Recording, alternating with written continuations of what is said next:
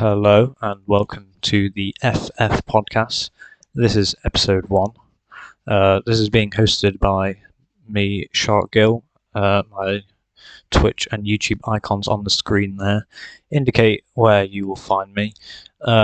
This is a new podcast adventure that I'm starting.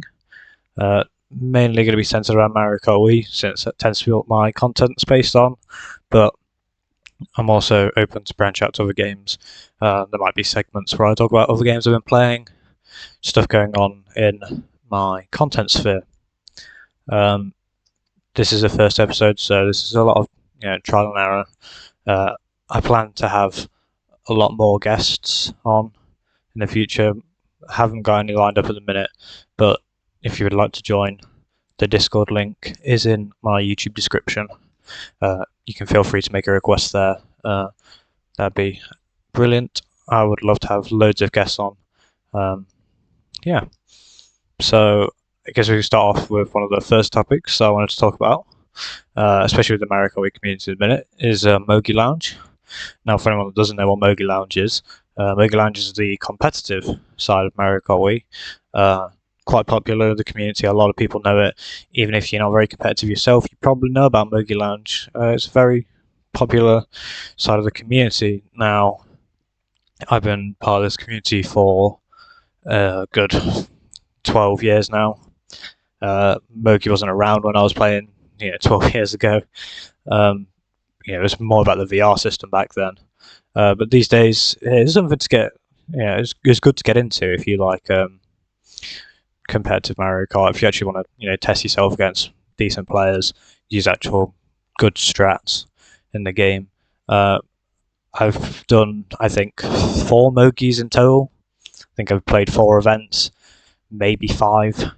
I got introduced to Mogi Lounge 2 years ago, I think, a year or 2 ago.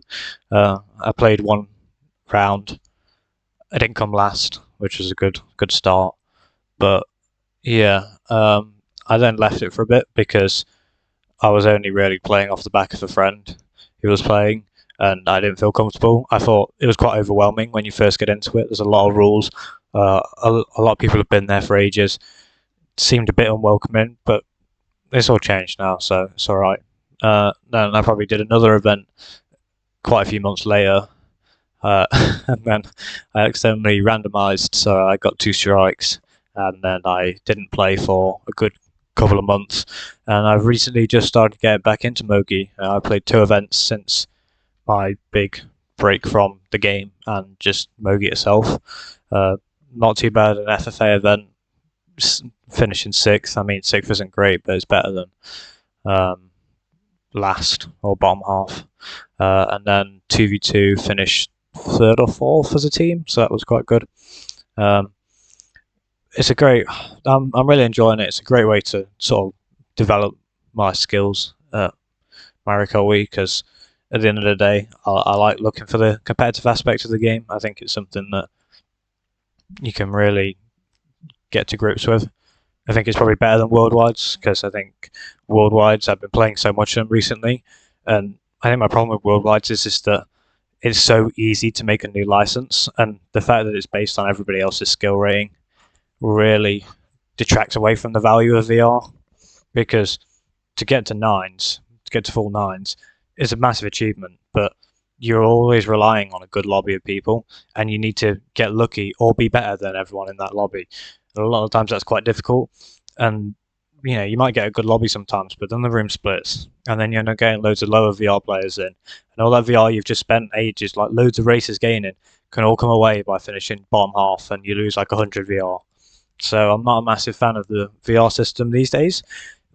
Back in 2010, 2011, the VR system was good. I thought it was good for a massive game of that size. You didn't have you'd get people just playing randomly because they felt like it. Whereas these days, to play online, you have to go out of your way to do it. It's not a default feature. So I think the VR system these days is probably not the best measure of skill. And I'd say that to everybody really. If you're measuring your skill off of VR, I wouldn't recommend it. It's not worth it. It's a very good achievement to get to 9s, and I aim to do that myself one day. But it shouldn't be necessary to get to nines to think you're good at the game. There's plenty of people who haven't got to nines who are really good at the game. And again, as I said, VR is probably not the best ranking system to be used in the game. Uh, whereas Mogi, again, I wouldn't even compare your skill to Mogi. You obviously get a lot more skilled players in Mogi because that's the nature of it. It's competitive. Everybody tries to play really well. I won't say anything about the community. I mean, look, I've seen some unpleasant people in the community, but then again, equally, I've seen some really nice people in there. I think the best way if you don't want to deal with toxicity in Mogi is just don't talk. You can play the game and you can not talk, and a few messages can go a long way. They don't have to be anything interesting. When I play my Mogies, I tend to not chat. I only chat to apologise for throwing or to ask what tag, the basic stuff. But I quite like Mogies. I like the format of them now, and I think I don't know. I'd have to fact check this, but it seems to me since I first started playing Mogi and now the rules have been relaxed a bit, and maybe it's just that I was too nervous before, but I think now I've just been a bit more assertive with the game. I've just decided, you know what, play a bit of Mogi, got my settings correct, it's all fine. It's just a bit of fun, and I enjoy the competitive aspects of the game. I mean, yeah, it's annoying when everyone's on Funky Flame, but at the end of the day, what do you expect? It's the best combo in the game, and the competitive aspect of it's great. I mean, when you win, it feels great. When you don't do so good, it doesn't feel so great. But the fact you get 12 races to show it, and they all have to be different tracks, it's a good comparison of skill. Um, I aim to get a bit better at Mogi. I'll be playing a bit more. This is where I shamelessly self-promote. Follow my Twitch. I stream most of my Mogies that I play, just because it's nice to be able to show people what happened. Like on my screen, I finished fifth because lag is annoying, especially on a 14-year-old console. Well, even older than that, like 15 whatever year old console. The Wi-Fi connection is probably not that good. But yeah, I aim to probably get promoted. I also aim to try and start playing CT Mogies. I've only ever played regular track Mogies, but I intend to go to CT Mogies when possible because I like CTs. I mean, I'm not very good at them, but I like them. I did a sort of road to 9k on CTs, and I really enjoyed that, and I managed to complete that, which was quite good. It helped me learn all the tracks. And yeah, I'd like to try and do some CT Mogies. I know they don't fill as quickly as regular track ones, but I'll get into it someday. With this podcast, there's going to be a few different segments. Obviously, I'm not just going to spend half an hour, 45 minutes talking about Mogi or just talking about one topic, especially when there's guests on. That's going to be a bit better. But for this first introductory episode, I'm sort of just going to go with it, and we'll see what happens. I've got a few topics here to talk about. State of Mario Kart at the moment is, I guess, always a topical one. Personally, I think the game's in a pretty good state.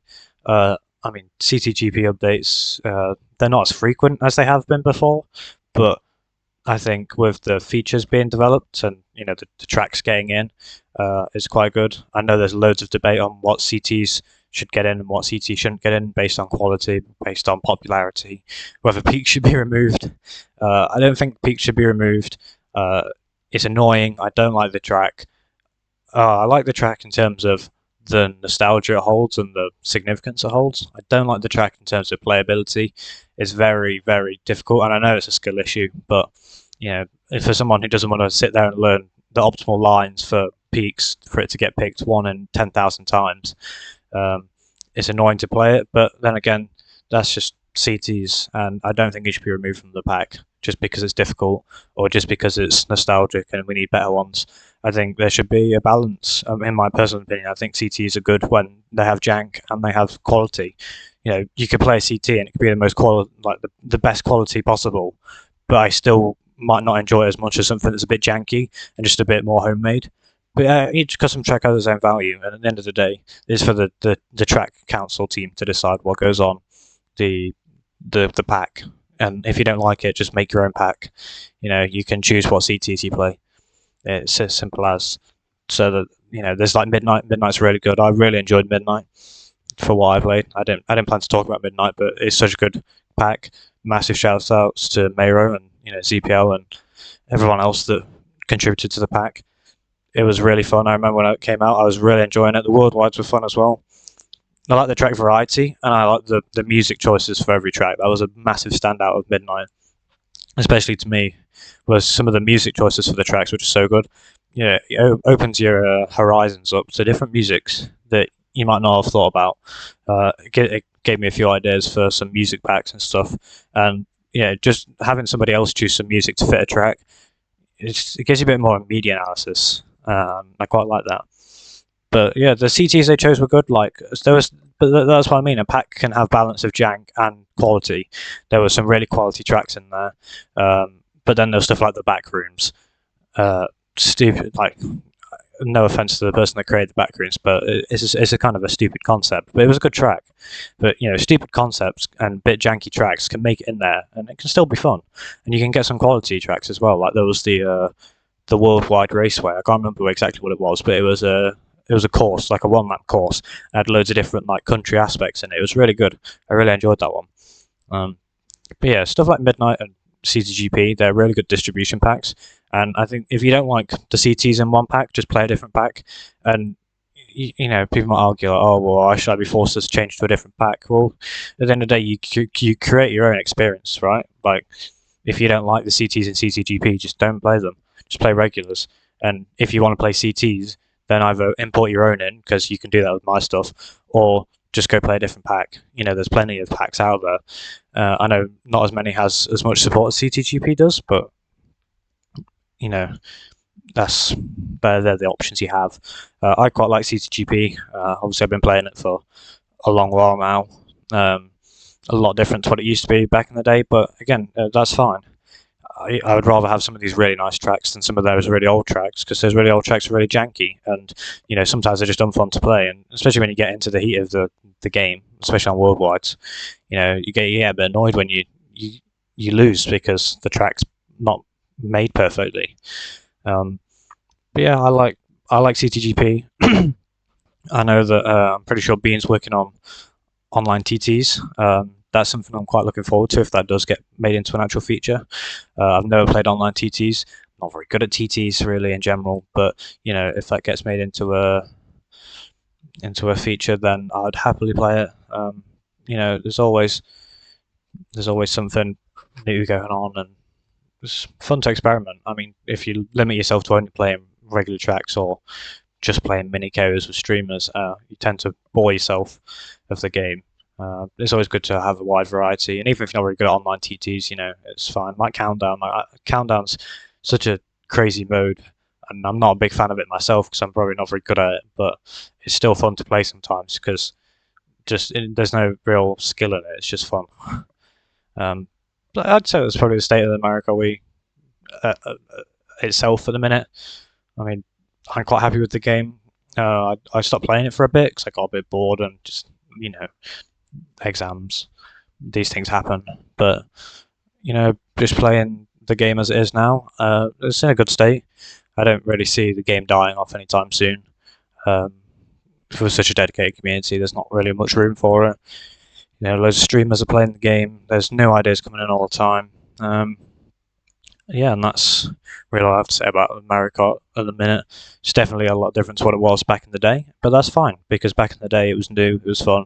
I feel like a lot of people want to play the game now for the nostalgia, and they don't necessarily get it, but these things happen. You go back and play Minecraft all the time, because a lot of people play it for that for the nostalgia. You never get it, because you just have to make your own memories, which sounds really cringe, but it's just true. These things are made by you, not just because they were good back in the day. They should be good now. It's also good to take some breaks from the game as well, because especially with a game as Mario Kart Wii, with such a minute sort of core selection, it's very good to be able to take a step back from it and maybe play something else for a bit, not get too held up over it. That's all I've got to say about that. I think moving on to a different topic, speaking of minute details and courses. So there are 32 tracks.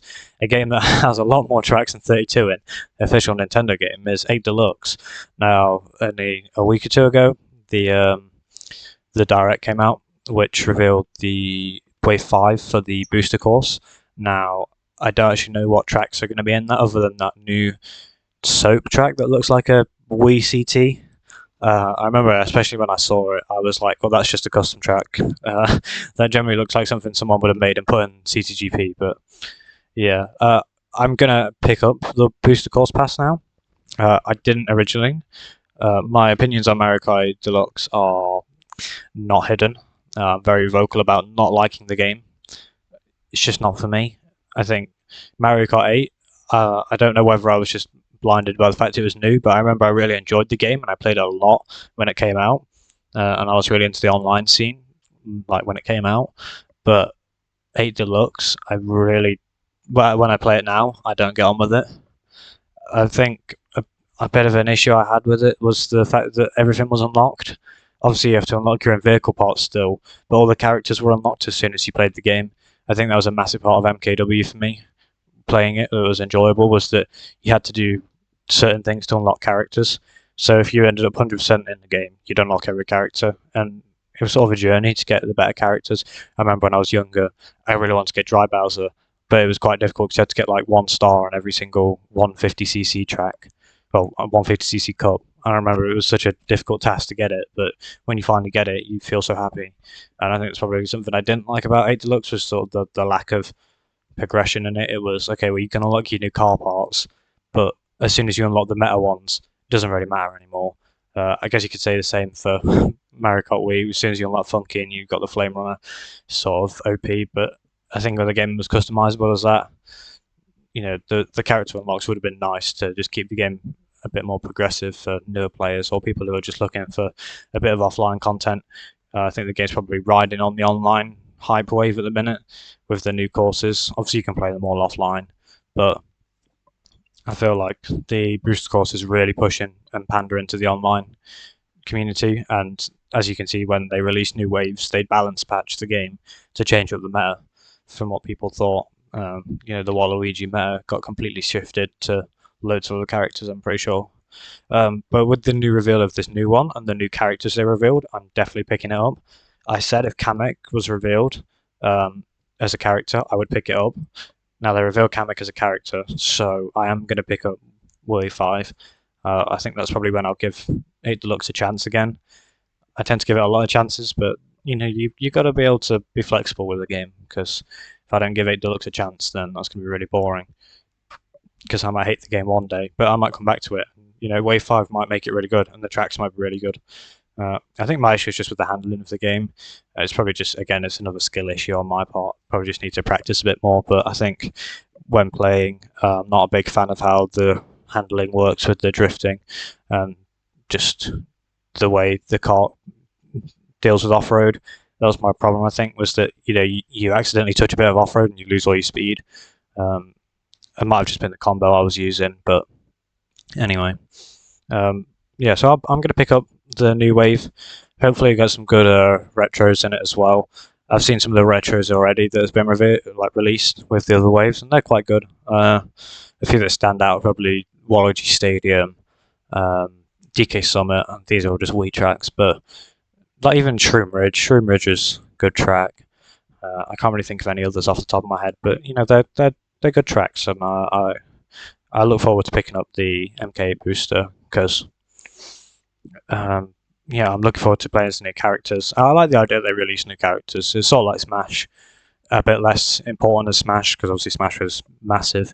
But yeah, I like the idea that you can have new characters added into the game that's like technically like 9 years old at this point. I'm looking forward to playing as Kamek for once. I mean, we've all seen the 64 beta screenshots with Kamek's playable character, and yeah, it's something I've been waiting for a while. I mean, I don't play Tor, and I know there's loads of characters in Tor. I don't play Tor. I did when it first came out because everybody did, but again, it's another one of them things where I really like MKW for its competitive control scheme, a bit like Melee. Melee's heralded for its controls, and it's just like its gameplay. It's very fluid. It works. That's what I like about Mario Kart Wii. It's very fluid. It works. The control scheme just sort of makes sense. It feels nice to drive. I didn't get that with 8 Deluxe, so and even 7, but I didn't play 7 that much. Even Tour, again, a mobile game. You can't, there's no controller to it, so I wasn't a massive fan of that, so I didn't play it at all, really. I did like the first few cups that everybody got when they first played it, and then I stopped doing that. I'm not going to ever pick up Tour again, I don't think. I think it's probably too far gone for me to play Tour. Hopefully they just port everything over to 8 Deluxe and that's it. I feel like Tour's probably not a failed venture because they got a lot of money from it, but for a fan, probably a fail because not everyone wants to spend loads of storage on their mobile device just to play Mario Kart, especially against a lot of the time. I know they use computers online. But yeah, I think that's probably all I'd say about Tour. Is I don't really like it. 8 Deluxe is I don't really like it at the minute, but I'm definitely going to pick up the booster course when Kamek comes out because I think it's just going to be a good occasion when Kamek comes out as a playable character. It's been ages since Kamek's been a character, so I'm looking forward to being able to play as him finally. It's been a while, and I know you can sort of mod him into Mario Kart Wii, but I'm not a massive fan of character mods in Mario Kart Wii because a lot of the time they don't look too natural.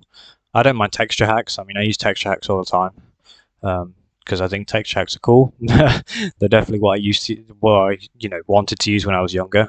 Watching old Troy videos with the black and green Funky Kong textures someone made him. Just really loving the idea that you can customize your game so much. And now you can do that these days. I mean, I don't use textures that much anymore because I don't play with my stuff on that much anymore. The only times I ever do is with BRSTMs, but that's because I'm a bit of a music pack fan. I like to make a lot of music packs. But yeah, I've started using textures again. I think some people are really creative. I've made one texture for Diddy Kong, but I never finished it. I did half of it so that you could see it on my end, and it didn't go out as well as I thought it would. I thought it'd be really noticeable, but the colours blended in too much, and yeah, I'm not posting it on the forums, and I'm not finishing it either. To be fair, I'll probably just remove it from my stuff. It's not relevant anymore. It just wasn't very well made, and it did take a while, but it just doesn't look very nice on the game.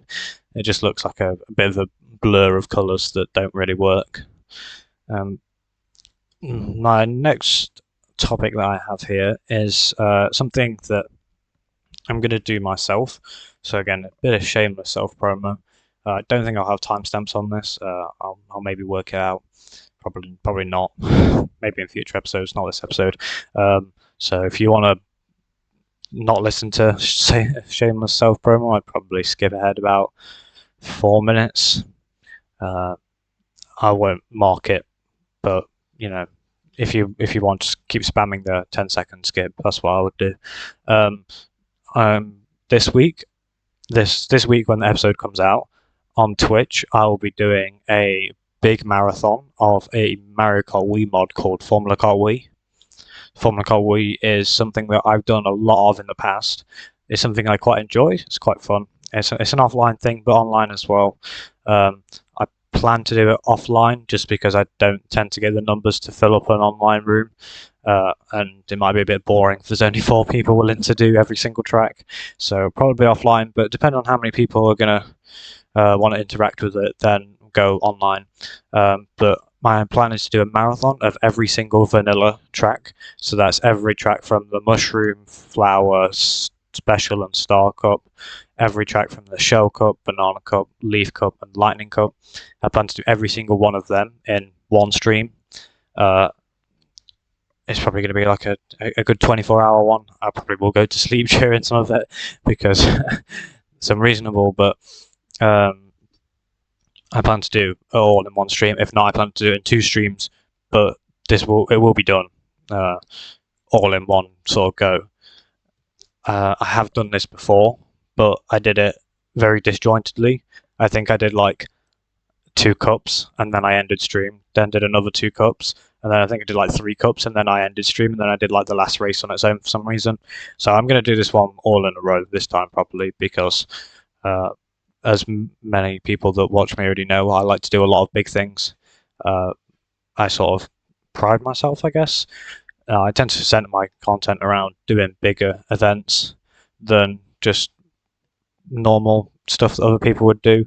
Uh, I mean, I like to do bigger events because they're fun, but also because it makes you stand out. And if you can get a lot of people together, Mario Kart becomes way more fun. I mean, it was made to play with loads of people, right? So yeah, like stuff like the full KO Championship that we're heading into season 2 of now. I mean, it's been on a bit of a hiatus, but season 2's starting now, so that's hopefully going to pick up again soon.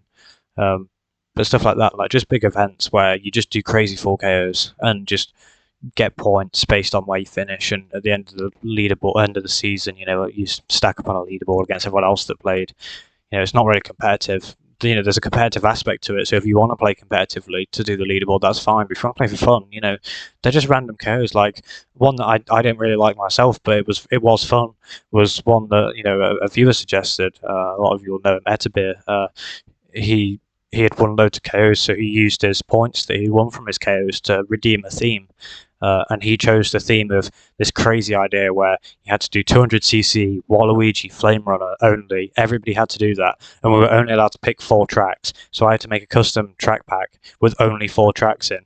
Pipe Underworld, Disco Fever, GP Mario Beach, and Mansion of Madness. I mean, those 4 on 200cc Flame Runner, they were horrible. They were all awful to play, really, but it was fun. In a full KO as well, there's loads of races just doing the same ones over and over again. And when you're randomizing it, it's just funny when the randomizer picks one the same the same track every single time. It gets annoying, like when you're playing it and you're losing. But when you look at it, it's actually just fun. You're just doing random things, and that's what I quite enjoy about doing bigger events. So that's what I plan to do with this Formula Car Wii marathon type thing. Is that uh, I'm going to have some optional bit dono sort of things, because I think I prefer setting bit goals rather than sub goals, because I feel like sub goals is a bit unfair to people because you pay a lot more money for subs than bits. You can choose how many bits you donate, whereas subs, this is a Twitch thing anyway. For subs, you pay a set amount, and all you get really is emotes and whatever bet and ad free viewing. I mean, we can all deal with ads. We all watch YouTube. A lot of us that don't have ad blocker watch YouTube with ads. You watch TV with ads. Ads are everywhere. You can deal with them. Whereas, the emotes. I mean, my emotes are all right. I like them personally, but I know they're not for everybody. And really, when are you going to use them in anyone else's chat? When you're normally in other people's chats, you normally just use their emotes. You don't really use other people's. So, I don't really like subscriptions. I mean, look, if I'm not going to say no to anybody that would want to subscribe, but I don't tend to push subscriptions because I understand that it seems like a bit of a waste of money, and I don't really like locking content behind subscriptions because it's a bit unfair, especially when you don't have any money. It's not fair to lock. I don't think it's fair to lock content behind subscriptions. I know a lot of people say that about Troy, how it's unfair that he does it, but I think of someone of his magnitude, of his audience, if you opened it up to everybody, you'd almost break the servers. 200 people trying to join one person's room at once is not that great. And not always going to be 200 people that want to play, but if you have a subscriber base of dedicated people, you're more likely to get a better experience, especially for content creation. But I'm happy to open my stuff to everybody because, as I said, I don't really think it's fair to close it off, especially on a small scale, because you're sort of just locking people who don't want to spend money on other people's content away, and I'm not a fan of that. But that's just my opinion. I don't have anything against anybody that wants to push subs, wants to push donos, because at the end of the day, we all do this for a career, right? So if we don't do it for a career, it's just a bit of a side gig, and everybody appreciates donos. So there's a bit of a tangent, but anyway, the Formula Car Wii Marathon is going to have bits, like bit goals. They're going to be something stupid like 100 bits equals, you pick the character I use, 500 bits. I have to go backwards for half a lap. 1,000 bits. Uh, that's a lot. Like 1,000 bits, I have to start a lap behind, or like I have to do like 5 laps blindfolded or something stupid like that. Just fun ideas. I'll make up as I go along. But and then if we get to certain goals, like 2,500 bits are reached by the community, then I don't know. I'll do one track on automatic car while driving with my controller upside down for a whole race, something like that, something stupid like that. Just a bit of fun. But yeah, I plan to do that this week, so make sure you check it out. As you can see on screen in the bottom left, my handles are there. They're the only two things I really upload on these days, so be good to check out. Again, if you want to know anything about the podcast, anything else about my content, want a community to hang out with, my Discord link is in my About section of my YouTube. Unfortunately, you have to copy and paste the link, so you'll have to do it on a browser. For some reason, YouTube still hasn't given me the link permissions. I did request it a while ago, but you can just copy the link, put it into Google, and it should invite you to the server. If not, you can go to my Twitch, and there'll be a straight up link to the Discord in my Twitch section. So feel free to join that. We'd love to have more people.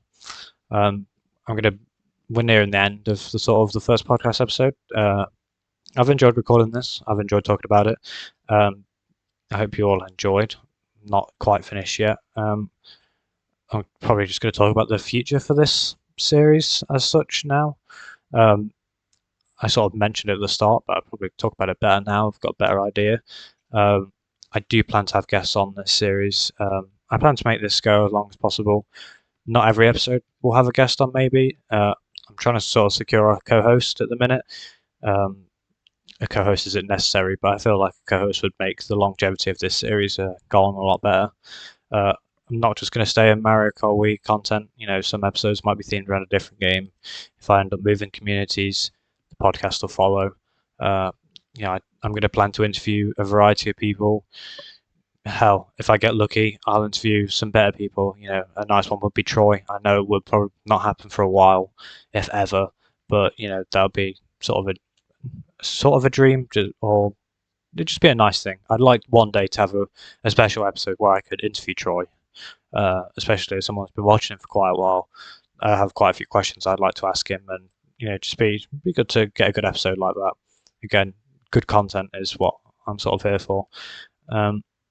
But yeah, this is going to continue on. I'm going to end this with one little segment that I completely forgot to do and only just remembered I was supposed to do now. Each podcast is going to have a segment, just a random one, just a random little game that I've come up with, just something to make some fun out of it. So I got my Discord to send in their 3 favorite games of all time, and I have the list of people who sent them in, and I have to guess who's who. So out of the people that sent them, we have Aura, we have Gwyn 005, Etbir, Leader, and Gabe. So these are the people that sent them in. I'll read through the games, each 3 game at a time, and then I'll try and guess who's who. So we have Minecraft, Monopoly, and Mario Kart Wii.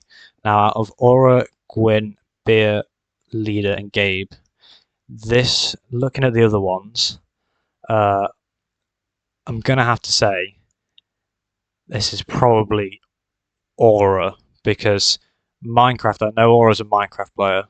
He has told me this before. Mario Kart Wii makes sense. Aura MKW.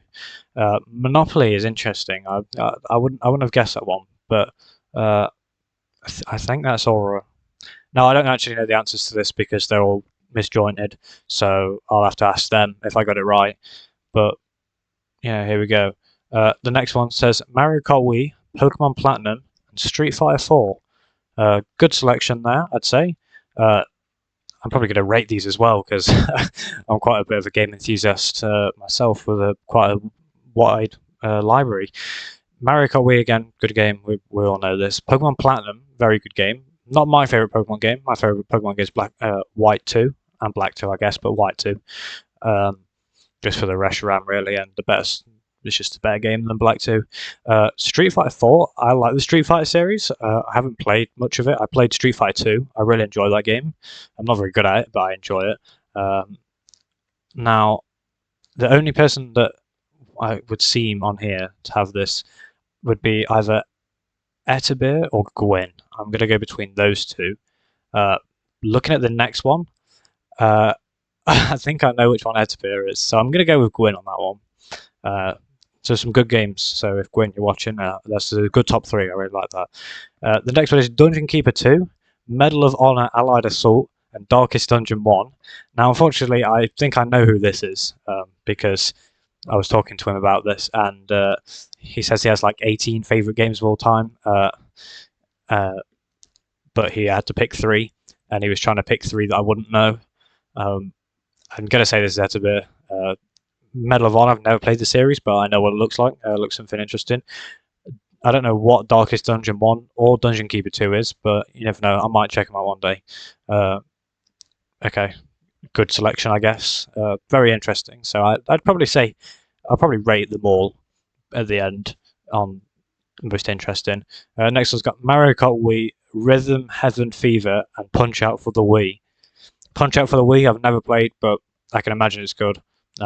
Punch Out is a good game anyway. I enjoy playing Super Punch Out. Punch Out for the Wii is probably just fun with the motion controls. I already know who this is because Rhythm Heaven Fever. That's Leader. Leader talks a lot about Rhythm Heaven. So Mario Kart Wii again. Everybody said Mario Kart Wii other than Etta, which is interesting, and it makes sense why everyone would pick Mario Kart Wii. So yeah, I guess Leader on that one. And finally, Mario Kart Wii, obviously, apparently, Geometry Dash, and FIFA. Now, as there's only one person left, I was going to guess Gabe here. Geometry Dash is a really fun game. I used to play that all the time. I'm alright at it. It's alright. The music's good on it. Mario Kart Wii I don't need to talk about. FIFA, I used to get a FIFA every year. FIFA was such a good game, especially most English people know, if you have a games console, you probably have FIFA on it. Pro clubs on FIFA, they were the days. I'm not really into FIFA these days. I mean, it sort of gets a bit boring after you do the 50th career mode in a row. But yeah, so I'm going to guess Gabe on that one. So now I've guessed everybody. If I have to rank them, I'll rank them as so. I'd say my guess on Etta's favourite games, I'd say that's the most interesting. So that would be first. I'd then say my guess on Gwyn with Pokemon Platinum Street Fighter 4. That would be number two. I'd say probably Rhythm Heaven Fever and Punch Out. With all of these have Mario Kart Wii. Rhythm Heaven Fever and Punch Out. I'd say that's probably third. I guess Leader for that one. Minecraft Monopoly, I'd probably put fourth, just because I have a bit more of a connection to Minecraft. Monopoly is also quite fun. I love being a bit annoying on Monopoly, always raising the bids by one. That's a good strat, by the way, if you ever play Monopoly in real life. Always raise the bids by $1. You're always guaranteed to win by doing that. Don't quote me on it, it just works. And then, unfortunately, I'm going to have to put Mario Kart Wii, Geometry Dash, and FIFA on the least interesting because they are very wide-known games. They're not bad, but they're very wide-known. I enjoyed doing that segment. Thank you, everybody that sent them in. I'm going to do more stuff like this in the future, these sort of segments. And that's been the podcast for this episode. Thank you all for listening. Please subscribe, like, comment, I guess. I'd like to get some engagement into this. Let me know some ideas for the future, any segments you want me to talk about, anything interesting you want me to talk about. As I said, join the Discord, follow all the channels available. Thank you all for listening. I really appreciate it. And I'll see you in the next episode. Thank you for listening.